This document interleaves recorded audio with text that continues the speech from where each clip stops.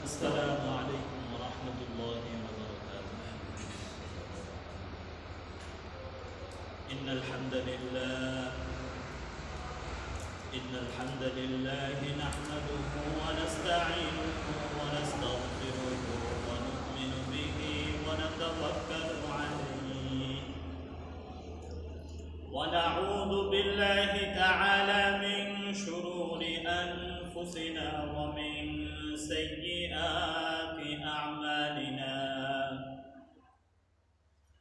من يهد الله فلا مضل له ومن يضلله فلا هادي له. ونشهد أن لا إله إلا الله وحده لا شريك له. ونشهد أن سيدنا ومولانا محمدا عبد الله ورسوله الذي أرسله بالحق بشيرا ونذيرا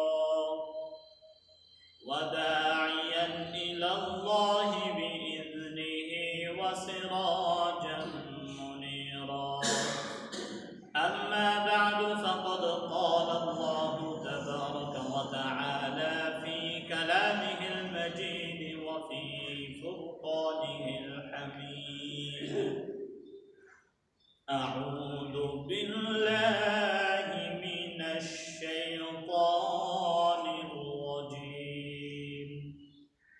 بسم الله الرحمن الرحيم.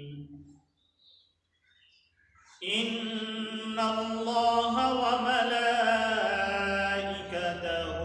يصلون على النبي يا أيها الذين آمنوا صلوا عليه وسلموا تسليما. সকলে মহব্বতের সাথে اللهم صل على محمد وعلى آل محمد كما صليت على إبراهيم وعلى آل إبراهيم إنك حميد مجيد. اللهم بارك على محمد وعلى آل محمد كما باركت على إبراهيم وعلى آل إبراهيم إنك حميد مجيد. الحمد لله. মহান আল্লাহ পাকের দরবারে অসংখ্য অগণিত শুকরিয়া আদায় করি যে আল্লাহ সুবহানাহু ওয়া তাআলা আমাদেরকে আজকে পবিত্র জুমার দিনে পাঁচ সফরে আগ্রহী মসজিদে আসার তৌফিক দান করেছেন, কোরআন ও হাদিস থেকে কিছু আলোচনা করার ও শোনার তৌফিক দান করেছেন। জুমার নামাজ আদায় করার জন্য আল্লাহ রাব্বুল আলামিন আমাদেরকে শারীরিক সুস্থতা দান করেছেন, তৌফিক দান করেছেন। এর জন্য একবার শুকরিয়া দান করি আলহামদুলিল্লাহ।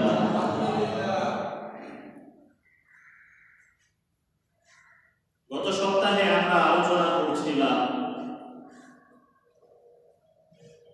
ইলমে মারিফত সম্পর্কে। আমরা সমাজে সবাই কম বেশি এই কথাটা শুনে থাকি যে মারিফত অর্জন করতে হয়। একটা হচ্ছে শরীয়ত আর একটা হচ্ছে মারিফত। অনেক সাধারণ মানুষ কোরআন হাদিস সম্পর্কে যার ন্যূনতম জ্ঞানও নেই, ন্যূনতম জ্ঞান নাই, এরকম মানুষও দেখবেন মাঝে মাঝে বলে যে আমরা মারিফতের লোক, আমরা মারিফতের অনুসরণ করি, নামাজ কালাম আমাদের প্রয়োজন নেই।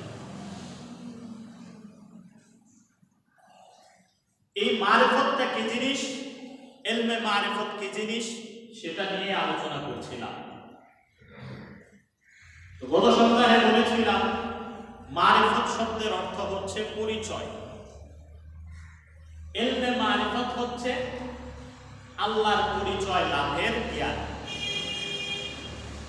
যার মাঝে আল্লাহর পরিচয় যত বেশি যে আল্লাহর পরিচয় যত বেশি জানে তার মাঝে মারিফত তত বেশি। মারিফত মানেই পরিচয়। আল্লাহর পরিচয় আমরা জানি আল্লাহ ছাড়া কোনো ইলাহ নাই। আল্লাহ তাআলাই একমাত্র সৃষ্টিকর্তা, রিজিকদাতা, তিনি একমাত্র প্রতিপালক, বিচার দিবসের মালিক, তিনি সবকিছুর ক্ষমতাবান। এগুলো আমরা জানি, এগুলো আল্লাহ তাআলার পরিচয়। আল্লাহর পরিচয় লাভ করতে করতে কি পরিমাণ পরিচয় বান্দা আল্লাহ তাআলা সম্পর্কে অর্জন করতে পারে আমরা হাদিসের মধ্যে দেখেছি। আল্লাহ রাসূল বলেছেন, তুমি এমন ভাবে ইবাদত করো যেন আল্লাহকে তুমি দেখছো।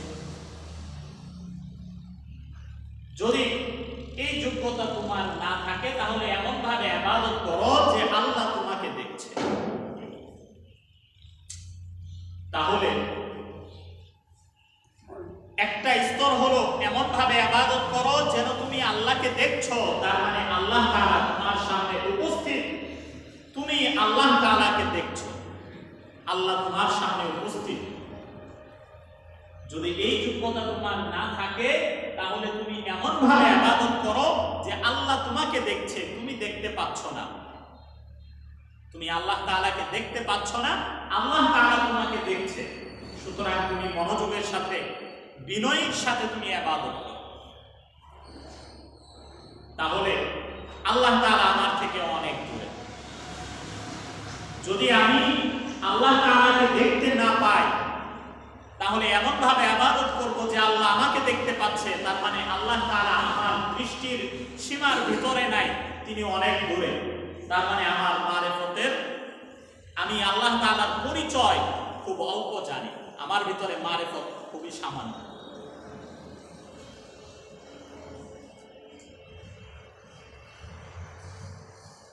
তো মারিফতের মূল কথাই হলো এটা, তুমি আল্লাহর পরিচয় লাভ করো, তাহলে আল্লাহর ভালোবাসা তোমার অন্তরে পয়দা হবে, আল্লাহর ভয় তোমার অন্তরে পয়দা হবে, এবং আল্লাহ তাআলার প্রতি শ্রদ্ধা, সম্মান তোমার অন্তরের মধ্যে জমা হবে।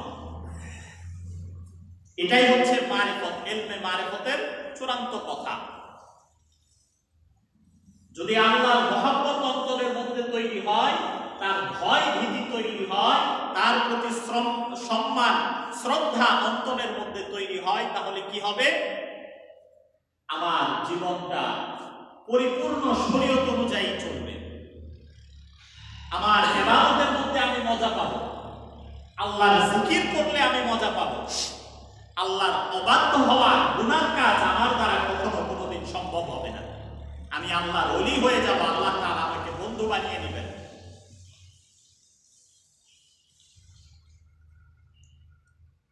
এই হলো মারিফতের মূল কথা। এটা হচ্ছে ইলমে মারিফতের চূড়ান্ত উদ্দেশ্য। এখন আসি শরীয়ত কি জিনিস। মারিফত আর শরীয়ত দুটোটার বিষয়বস্তু আলাদা, কিন্তু একটা আরেকটার সাথে অঙ্গাঅঙ্গি ভাবে জড়িত। একটা থেকে আরেকটা কোনোদিন আলাদা হবে না, কোনোদিন আলাদা করা সম্ভব না।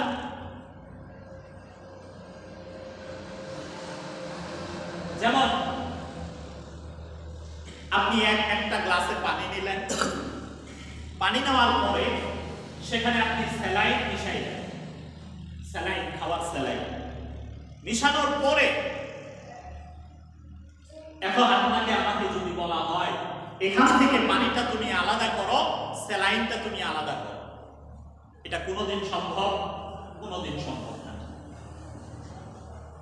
পানি আর স্যালাইন বা পানি আর চিনি মিশার পর এটাকে যেমন কোনোদিন আলাদা করা সম্ভব না, ঠিক তেমনি ভাবে শরীয়ত আর মারিফত, এই দুইটা জিনিস এমন ভাবে জড়িত, এই দুইটাকে কোনোদিন আলাদা করা সম্ভব না।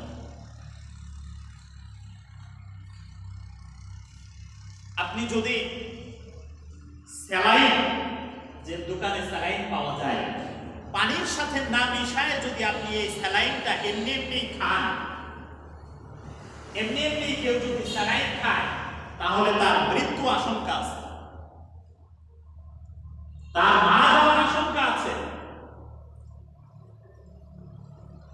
ঠিক তেমনি ভাবে কেউ যদি বলে শরীয়ত আমার দরকার নাই, আমি মারিফত নিয়ে আছি, তাহলে সেটা মারিফত হবে না। ব্যঙ্গ করে অনেকেই বলে সেটা হবে মরার পথ। মারিফত হবে না, মরার পথ হবে।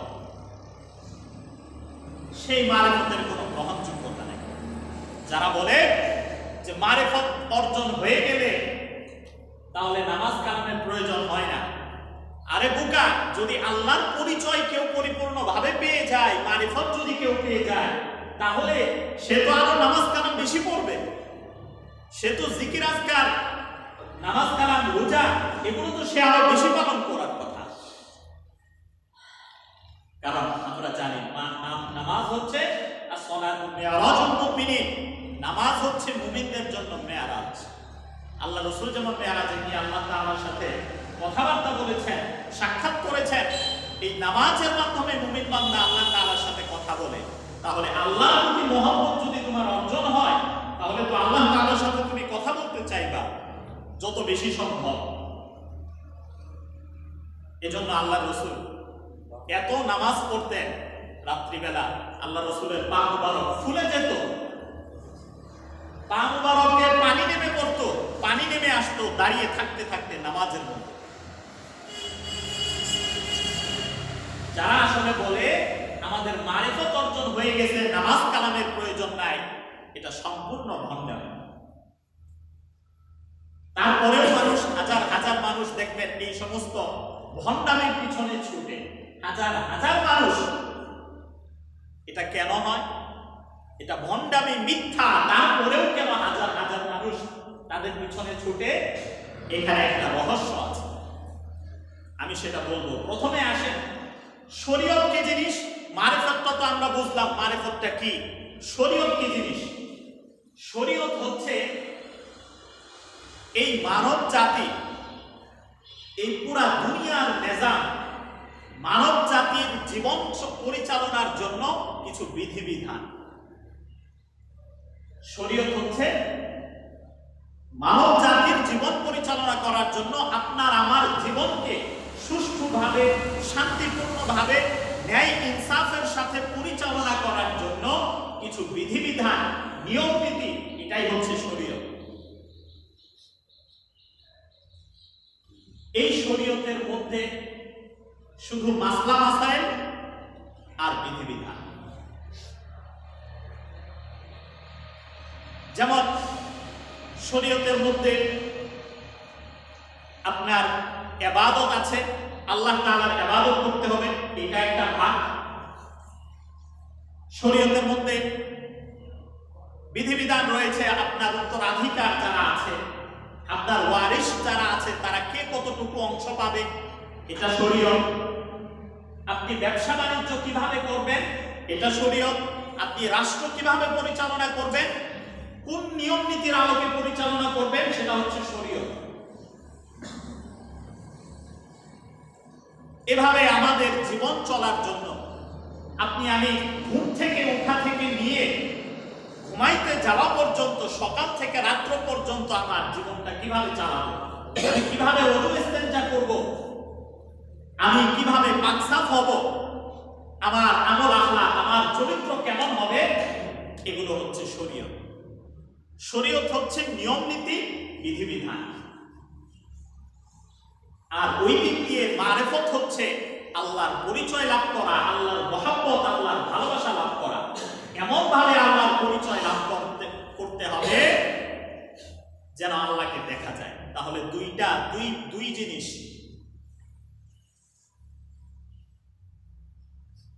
এখন মারিফতের অনেক স্তর রয়েছে।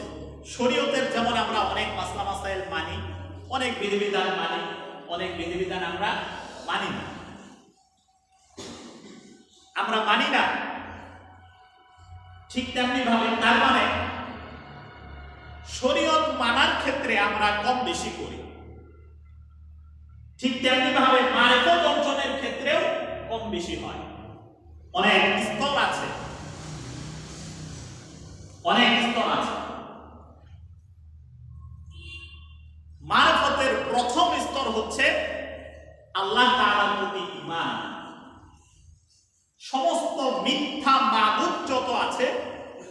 যত মূর্তি পূজা আছে সমস্ত শিরিক বাদ দিয়ে, সমস্ত মূর্তি পূজা বাদ দিয়ে, সমস্ত মিথ্যা যত প্রভু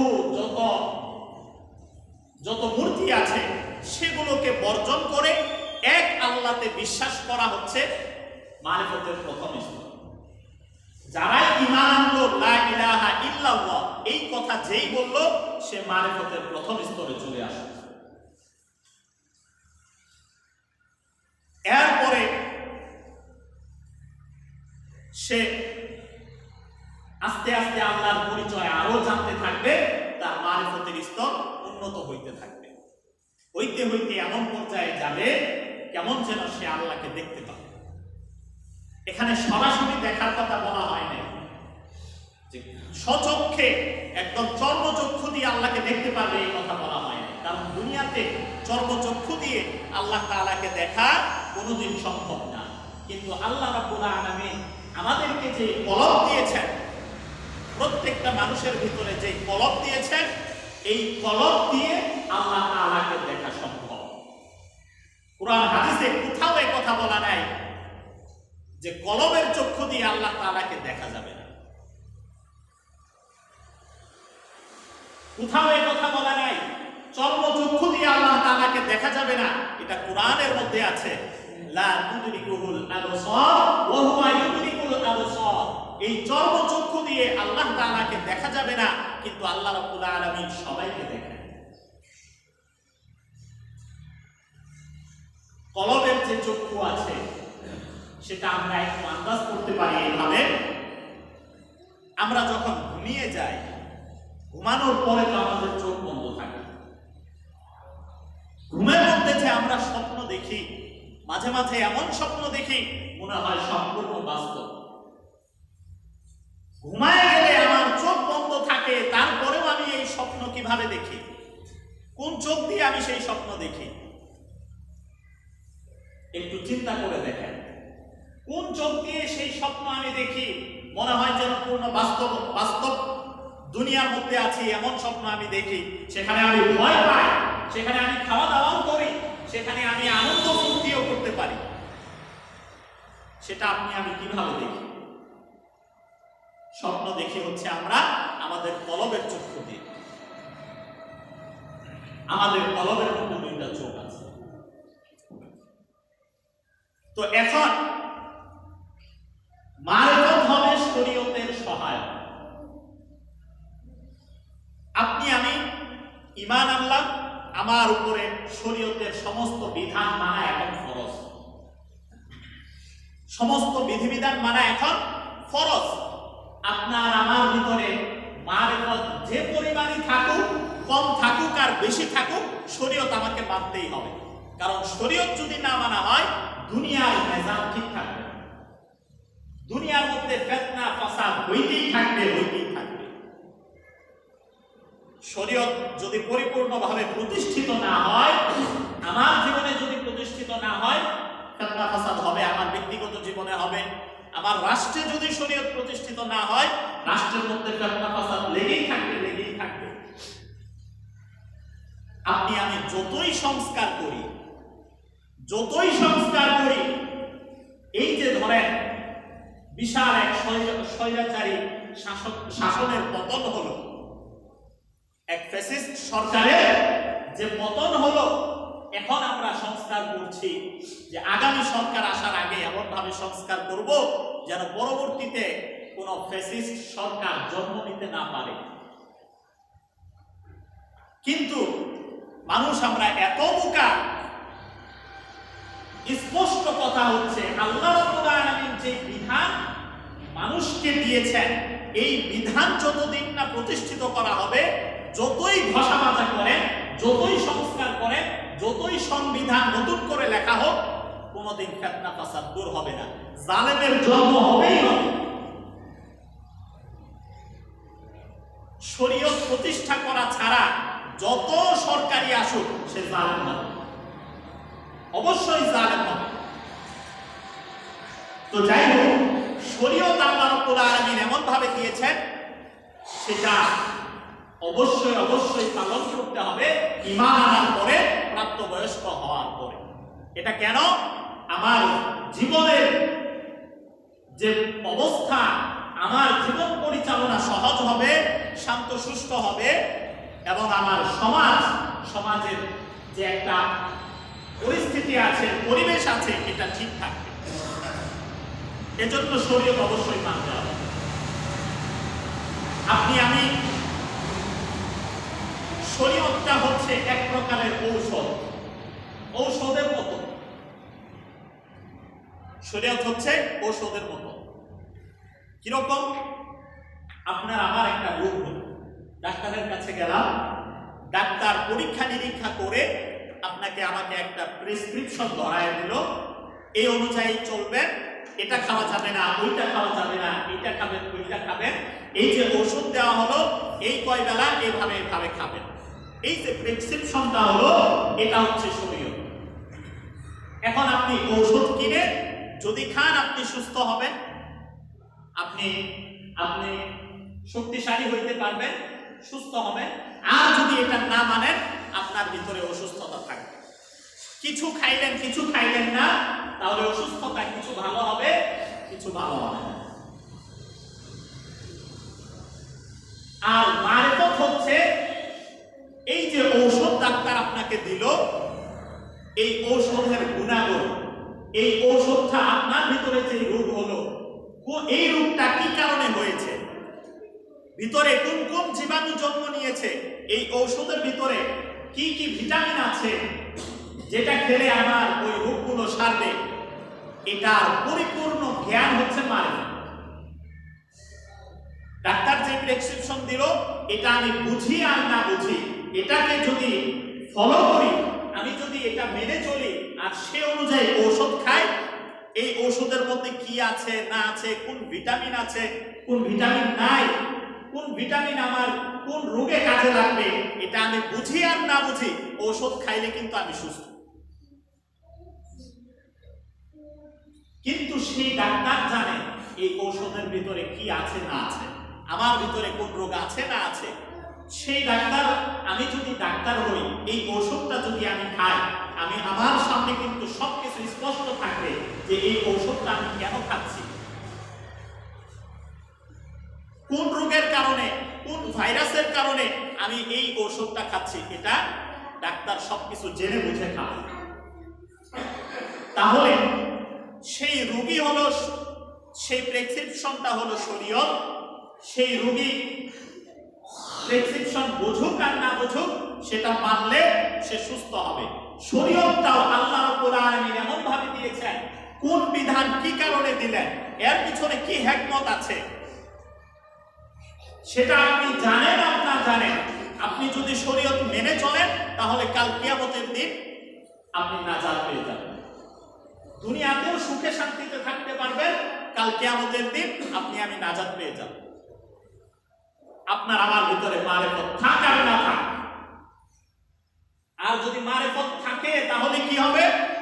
আল্লাহ তাআলা কোন বিধান কি কারণে দিলেন, কোন বিধানটা পালন করলে আল্লাহ তাআলার নৈকট্য আমি বেশি লাভ করতে পারবো,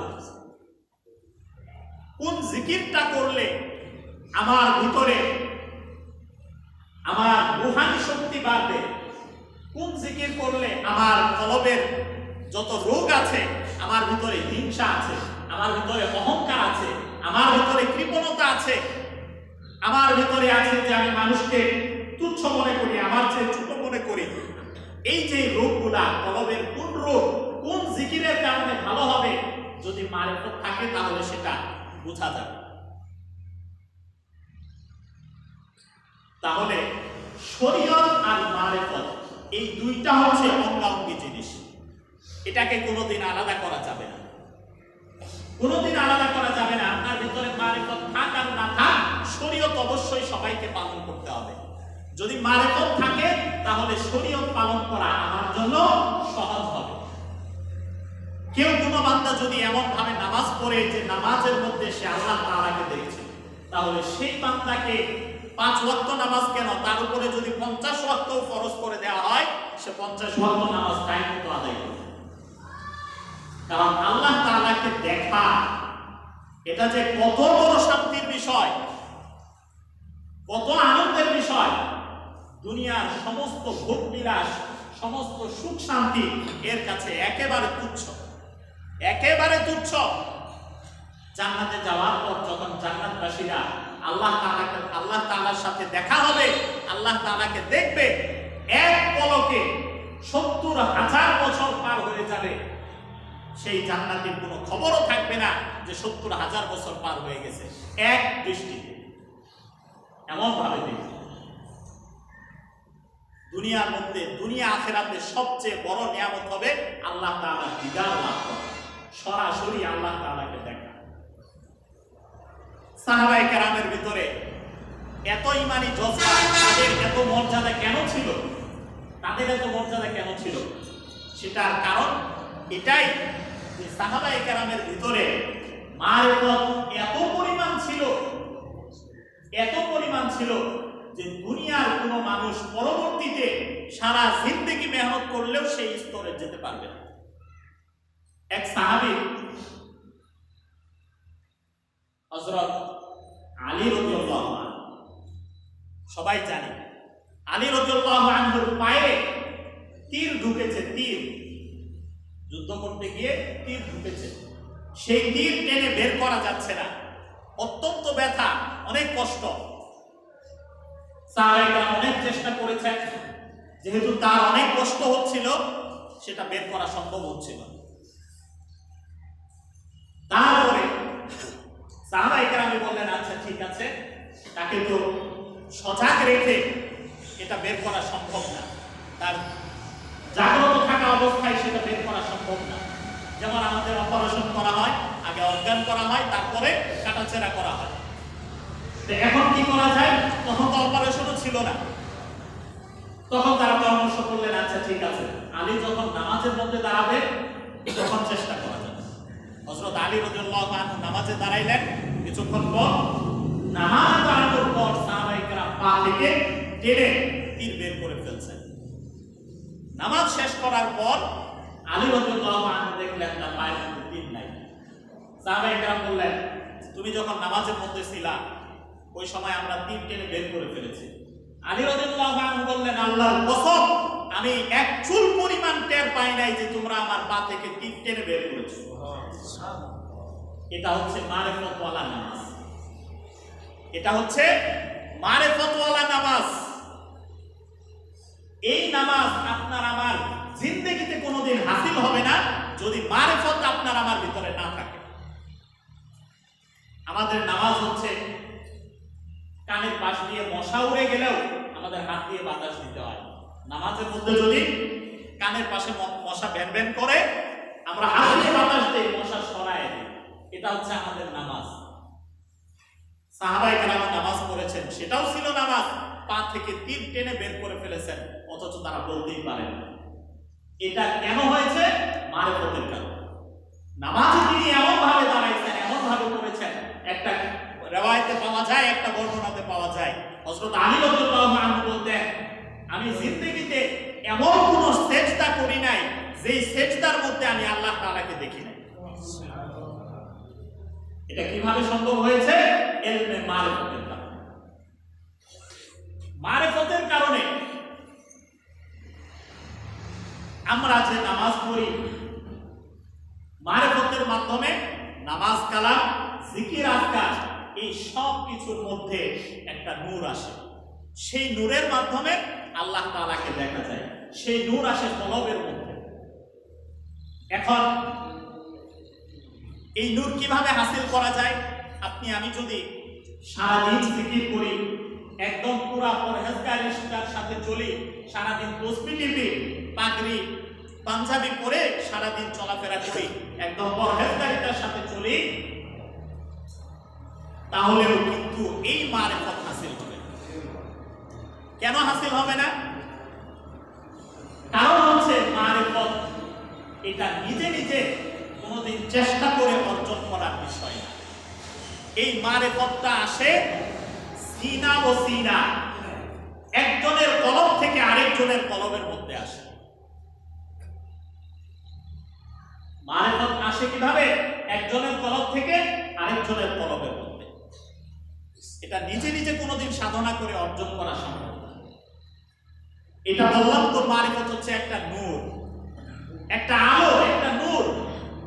আপনার কাছে কুপিবাতি আছে, আপনার কাছে কেরোসিন আছে, আপনার কাছে সলতাও আছে, কুপিবাতি পূর্ণ সেটআপ করা আছে, কিন্তু আপনার কাছে আগুন নাই। এখন আপনি সারাদিন এই কুপিবাতির মধ্যে কেরোসিন ভরলেও এর মধ্যে আপনি আলো জ্বালাইতে পারবেন না। আপনাকে যেতে হবে এমন কারো কাছে যার কাছে আলো আছে, যার কাছে আগুন আছে, তার কাছে গিয়ে কুপিবাতিটা লাগাইলে আপনার কুপিবাতিতে আলো জ্বলে উঠবে। আপনার আমার ঈমান আছে, শরীয়ত মেনে চলি, আপনার আমার কাছে কুপিবাতি আছে, কিন্তু মারিফত হাসিল করার জন্য আরেকজন মারিফতওয়ালা লোকের কাছে যেতে হবে, যার মাধ্যমে আপনার মধ্যে সেই মারিফতের নূর আসবে, কলবের মধ্যে নূর আসবে। এটা কোনোদিন নিজে নিজে সম্ভব না। সাহাবায়ে কেরাম এটা নিয়েছেন আল্লাহ রাসূলের কাছ থেকে, তাবেঈন তাবেঈনরা নিয়েছেন সাহাবায়ে কেরামের কাছ থেকে। এভাবে আস্তে আস্তে আস্তে আস্তে বর্তমান জামানা পর্যন্ত এই নূরের ধারা, মারিফতের ধারা কিয়ামত পর্যন্ত চলতে থাকে। এটা প্র্যাকটিক্যালি কিভাবে হাসিল হয় আগামী সপ্তাহে একটু আলোচনা করব ইনশাআল্লাহ। সামান্য একটু বলে রাখি, মারিফতের প্রথম সবক হয়, এর আগে আরেকটু বুঝি, আমরা যে শরীয়ত অনুসরণ করি, শরীয়ত মানি, এই শরীয়ত মানার 4টা তরিকা আছে, যেটাকে আমরা কি বলি? মাযহাব। আমরা মাযহাব বলি, হানাফি মাযহাব, শাফিঈ মাযহাব, হাম্বলি মাযহাব, মালিকি মাযহাব, এই 4টা প্রসিদ্ধ মাযহাব। ঠিক তেমনি ভাবে মারিফতের মধ্যেও বলতে পারেন 4টা মাযহাব আছে। এক এক ধারা মারিফতের সাধনা করার তরিকা এক এক রকম। যেমন নকশবন্দিয়া তরিকার মারিফত অর্জনের যে সাধনা করা হয়, এটা প্রথম সবক তারা দেয় হচ্ছে আপনার কলবের মধ্যে জিয়ারত, মানে নবীজির সাথে আপনাকে সাক্ষাৎ করা। জিয়ারত হওয়ার পরে আপনাকে সায়ের ইলাল্লাহ, পরবর্তী সবক হবে আপনাকে একদম আরশে আজিম পর্যন্ত নিয়ে যাবে। এটা কিভাবে নেবে? আপনি আমি জমিনেই বসা থাকবো, মুরাকাবার মাধ্যমে, ধ্যান করার মাধ্যমে কলবের মধ্যে, ওই যে বন্ধুরা অনেক সময় বলে না, কলবের মধ্যে আল্লাহর আরশ রয়েছে, সবকিছু রয়েছে, আপনি কলবের মধ্যেই আপনি আরশে আজিমে পৌঁছে যাবেন। সেখানে আল্লাহ তাআলার সাথে সাক্ষাৎ হবে। সেখান থেকে আসার পর এর পরবর্তী সবক দিবে আপনাকে সায়ের ফিল্লাহ, পরবর্তী সবক হয় বাকা বিল্লাহ, এর পরবর্তী সবক হয় বাকা বিল বাকা। এগুলো হচ্ছে মারিফতের স্তর, এক একটা স্তর। আজকে যারা সমাজের মধ্যে এই যে মারিফত নিয়ে কথা বলে, মারিফতের প্রথম স্তর তাদের মধ্যে আছে কিনা সন্দেহ আছে। মানুষকে ওই যে কলবের মধ্যে একটু জিকির জারি হয়, এটা যখন কেউ অনুভব করতে পারে, সে মনে করে এটাই মনে হয় প্রকৃত ইসলাম, এটাই মনে হয় আসল ইসলাম। কিসের নামাজ কালাম, কিসের কি, কলবের মধ্যে জিকির হচ্ছে, এটাই তো আসল। আমার ভিতরে আল্লাহ ঢুকে গেছে কলবের মধ্যে, আমার নামাজ দিয়ে কি হবে? এই জায়গাতে এসে ধোঁকা খায়। তাহলে মারিফত জিনিসটা হচ্ছে আপনার শরীয়তের বিধিবিধান মানার জন্য সহায়ক।